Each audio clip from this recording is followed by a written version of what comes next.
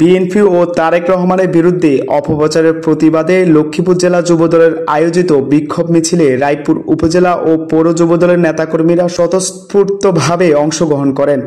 বৃহস্পতিবার বিকেলে উত্তর তেমুনি থেকে শুরু হয়ে দক্ষিণ তেমুনি গিয়ে শেষ হওয়া এই বিক্ষোভ মিছিলে রায়পুর উপজেলা যুবদলের আহ্বায়ক অ্যাডভোকেট আরমান হোসেন এবং পৌর যুবদলের আহ্বায়ক নূরে হেলাল মামুনের নেতৃত্বে বিপুল সংখ্যক নেতাকর্মী অংশ নেন। তাদের দীপ্ত উপস্থিতি ও স্লোগানে মুখর ছিল পুরো মিছিল পথ। বিক্ষোভ শেষে অনুষ্ঠিত প্রতিবাদ সমাবেশে প্রধান অতিথি হিসেবে বক্তব্য রাখেন বিএনপির যুগ্ম মহাসচিব শহীদুদ্দিন চৌধুরী অ্যানি।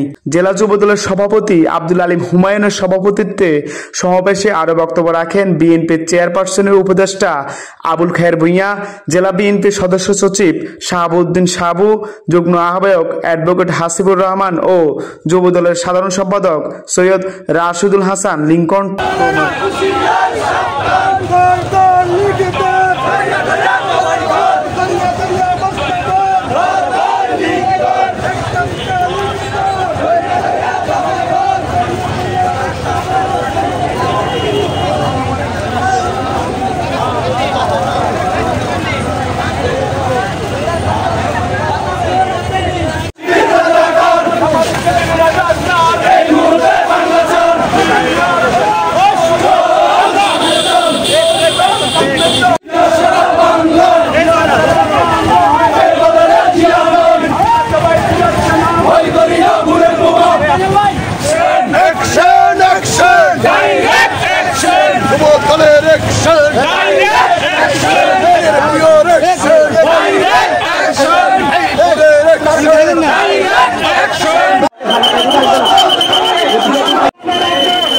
বিগত আন্দোলন সংগ্রামে আমরা ফ্যাসিস্টের বিরুদ্ধে এক হয়ে লড়েছি।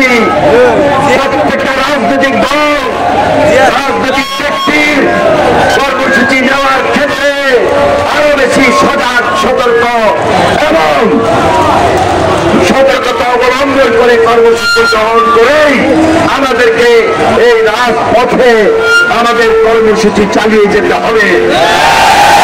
প্রত্যেকটা রাজনৈতিক দল এবং রাজনৈতিক ব্যক্তির দায়িত্ব হলো আমার ভাষা কি, আমার বক্তব্য কি, আমার কথা কি, কোন কথা ক্ষেত্রে বাস্তবসম্মত সেই কথাগুলো বলে আমি আমার রাজনীতির জন্য করছি কিনা।